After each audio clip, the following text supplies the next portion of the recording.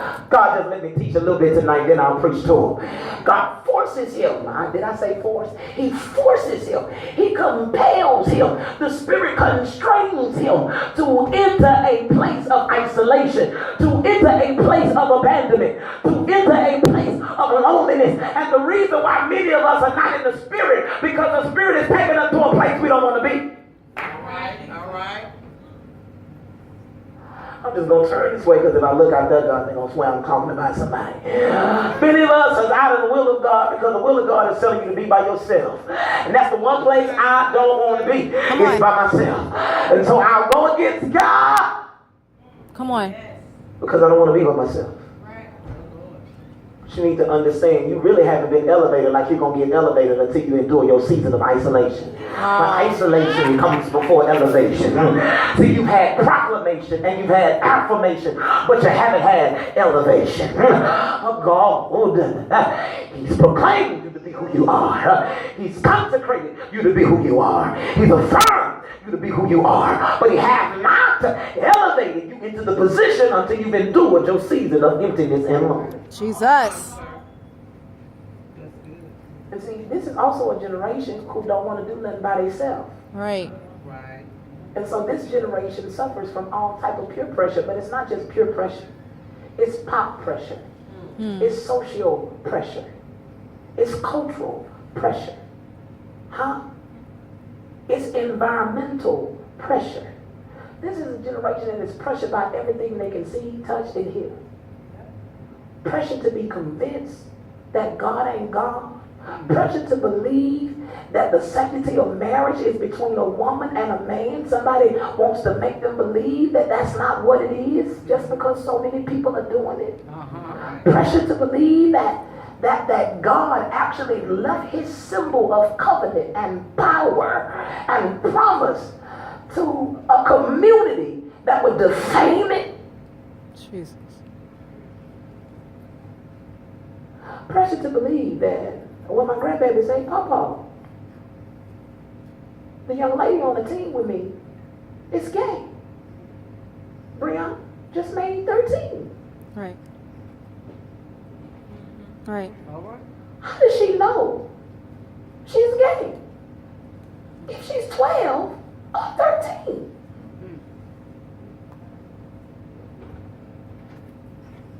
Come on, sir. Adam, where are you? There it is. Y'all gonna make me preach. Come on, sir. Talk the book. Adam, where are you? Lord, I'm hiding. Why are you hiding? Because I'm naked. Who told you was naked? Who?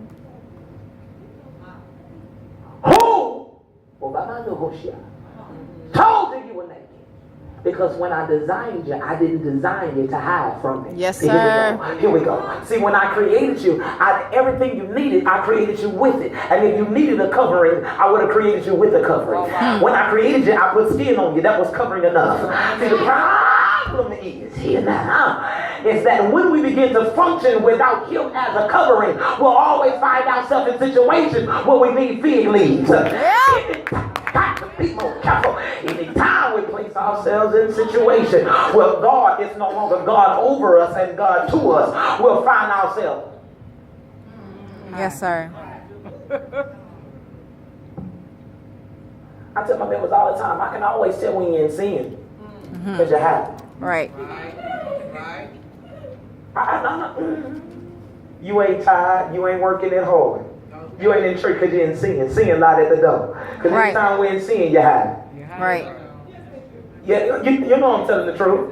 You hide when you're in sin. You hide. Because at first you was bringing them to church with you. Now you're staying at home with it. You hide.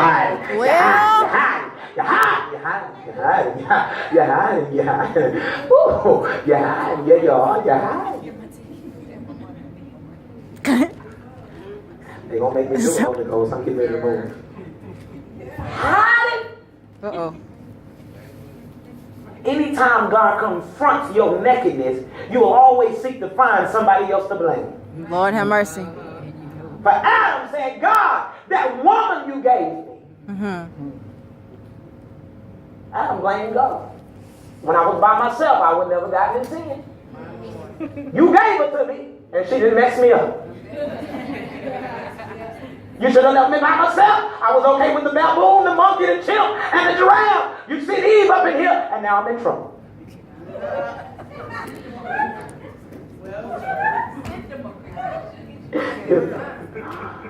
We laugh, but you know her house is the house leading down to the very chambers of death. We laugh, but y'all know the Bible say many strong men were slain by her. Now don't fool yourself. It's a woman for every man.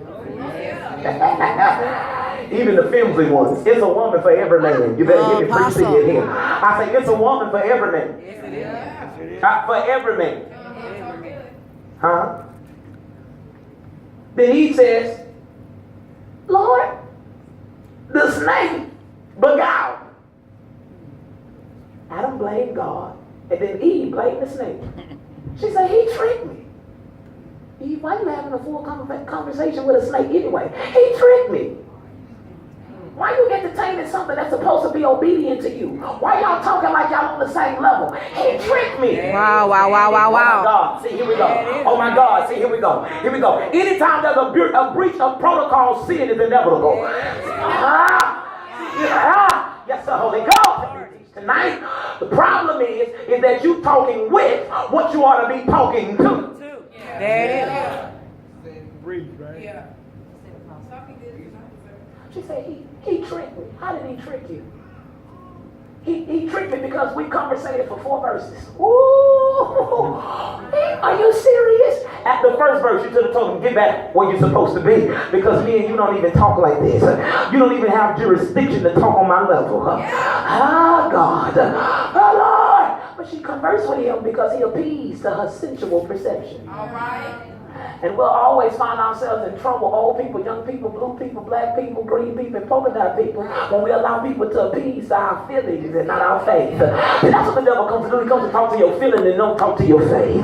Because if I talk to your feelings, then I can appease to what make you feel good, and appease what causes you to respond emotionally. But if I talk to your faith, I might have to talk to your wilderness experience. And I don't want you to talk to my faith. Because if you got to talk to my faith, then you got to talk to what I can't touch. You got to talk to what I can't see. You got to You got to talk to what I can't smell.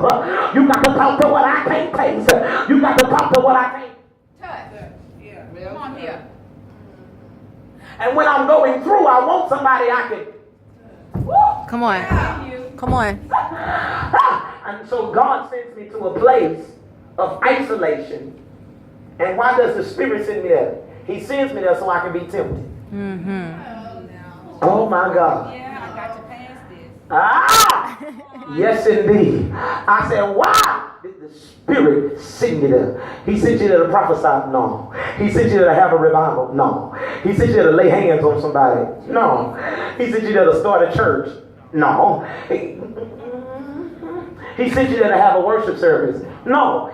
The whole plan of God, he sent me to the wilderness so I could be tempted. Oh my God. The word tempted in the text is the Greek word parazu. It means to test, to try, or to entice to sin. Yeah. He sends me to a place where I'm alone. He sends me to a place where I'm by myself. And then he sends me there to wait on the devil to come and test me. This can't, Satan, the Lord rebuke you. You can't rebuke the devil right now. Because rebuking him ain't going to get you out of it. All right. Because God got you there. Yeah. And you in an exit level exam. And if you don't pass this test, you're going to repeat. Wow. Oh my. Ha! Well, I know. That's the truth. Come on, sir. I understand that we think when we get saved and come into God, we don't have to take the tax test. Honey, you want to take this test. Right. And you either going to pass it or you're going to be retained. And what it means to be retained is to stay in the grave you were just in. Yeah. Yes, sir. Talk good. Come on, sir. You know God, you're going to make me do it. You know the frustration about being retained? You know, because I was in education for years. The frustration about being retained is that they don't just retain you in the class you flunked. They retain you in the whole level. Yes, sir. I wish y'all hear me in here. I wish you hear me in here.